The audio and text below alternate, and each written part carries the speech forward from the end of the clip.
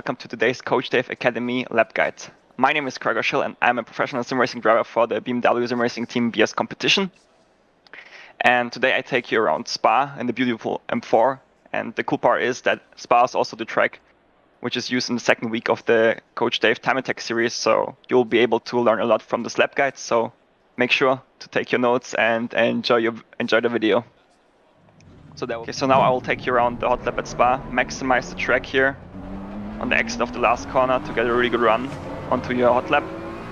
It's really important to get this last half attempt with your push for ultimate lap time.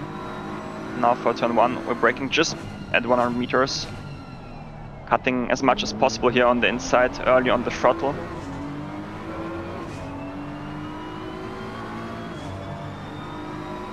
Staying as close as possible here to the wall.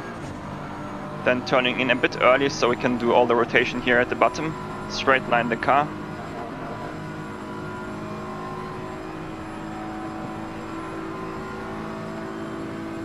Bit of a rest now, but we already tried to prepare the entry for the comp. Braking at 100 meters approximately, using all the curb here on the inside. Here too. Wait a bit so you can prepare the right hander here. Maximize the track on the outside.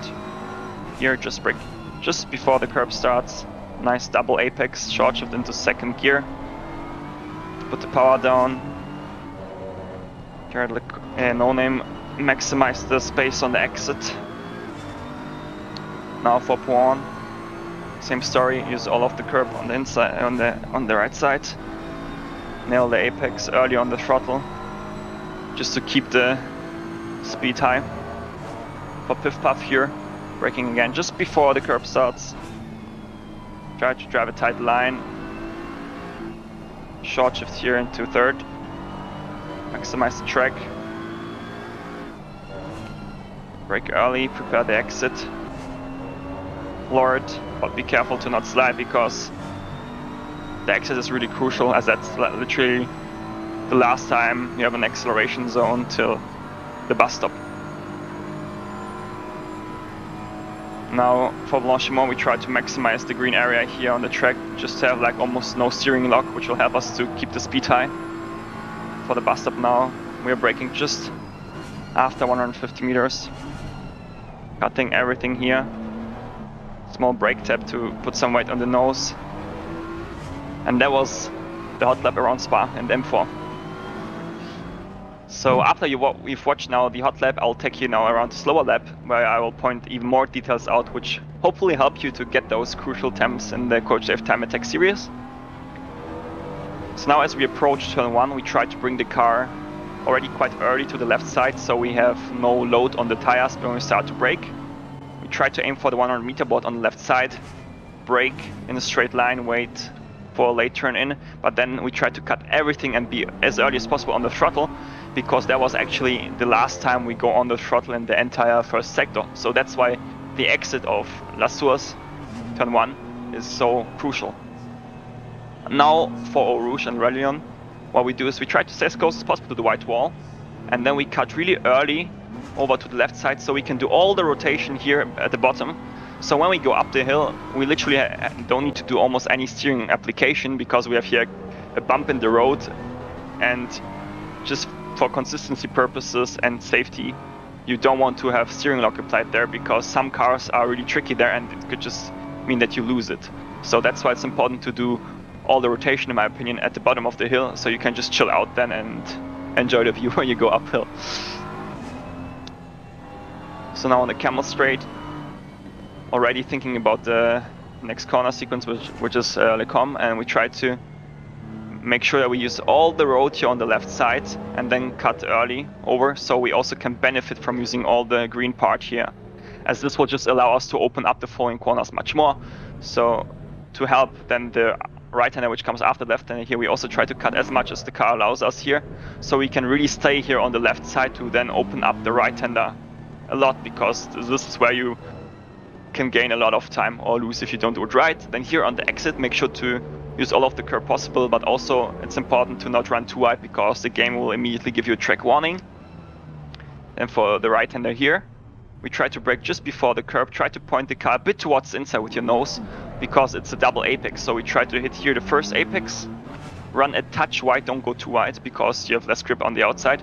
Short shift into second in M4, which will help you to put the power down, and don't run too wide here on the left side, because this hairpin and the left-hander, which comes now, are actually no-name, are connected. So you don't want to run too wide here on the left side, because you need, you know, the time to bring the car over to the right side again, so you can start braking for the left-hander no-name here, you know, in a straight line, which you'll do. And then M4, it's third gear. Then early on the power, maybe even use the inside curb if you want, because we need all the momentum here on the exit. Be careful with the track limit here, because it's really, really punishing, and it's so easy to just overshoot the corner and get the warnings there, which can be quite frustrating, which makes it one of the hardest corners on the entire track in my opinion. Then for Pouin, try to use the curb here on the right side. Don't try to brake as hard as you can, because this will just create a lot of understeer, so don't really push to 100% of the brake pressure in my opinion. Just try to get like to 90% or so to give the tire a bit more grip to turn actually into the corner, because this will allow you to hit the apex really good, and you will just be able to floor the car, which then will help you to carry the momentum through the entire section here. For Piff Puff, we just brake in a straight line. We can actually follow for the first part the white line, but we just brake before the curb. And then it's really important that you try to just touch the yellow and red curb here, which will help the car to basically pull around the corner so you don't run too wide.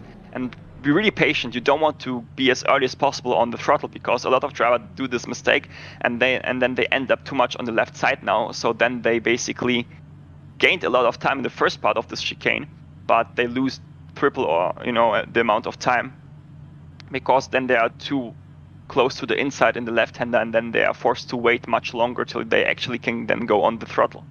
So that's why we try to stay patient here. Position the car a bit like in the middle of the road approximately. Then we go for the second part here, the left-hander. We do the short shift because we want to save the upshift here. Maximize the track on the exit here. Bring the car over as quick as possible to the left side, because the entry is really important, as if we nail the entry, we can go early on the power. And in this case, Stavlo 1 is the last corner for a long time till the Buster, where we actually have an acceleration phase. So that's why it's important to be early on the power. Also open up the steering early, because if you enter the corner too quick and you still go full throttle, what happens is your rear has not enough grip to, you know, take all the to put the power down, because you still steer. So as a result, you maybe get a snap, and this will just kill your acceleration, and you'll lose time all down the straight. So that's why it's important to really sacrifice the corner before, in terms of bringing the car over quick to the left side, so you can brake nicely in a straight line here. Take a nice late apex and floor the car as early as possible, but of course also don't overdo it, because you don't want the traction control to intervene too much here. Maximize the track on the outside, which will help you of course then also to be early on the power in Stavlo 1. But also be careful, the game is also a bit of tricky here sometimes in terms of track limits, so that's definitely also an area where you need to look out for.